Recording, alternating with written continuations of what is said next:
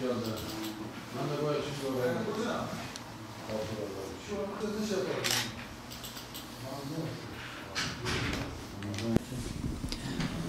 2017 yılı içerisinde gıda, kırmızı et, giyim ve kırtasiyeden oluşan toplamda 12.626 aileye 1.128 bin TL tutarında yardım yaptık.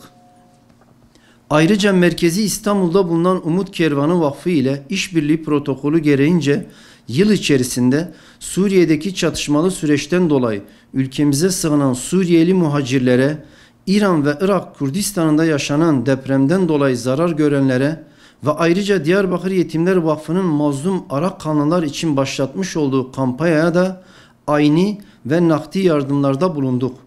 Yine her yıl olduğu gibi bu yıl Kurban Bayramı'nda da binlerce aileye kırmızı et yardımımız oldu.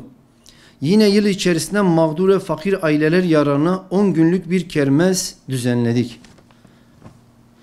Dul ve fakirlere yardım eden kimse Allah yolunda cihad eden yahut geceyi namazla gündüzü oruçla geçiren kimse gibidir. Hadis-i şerifi gereğince bizler her yıl olduğu gibi inşallah 2018 yılında da bu şiarla hareket edeceğiz ve bu konuda tüm hayırseverlerin yardım ve desteklerini bekliyoruz.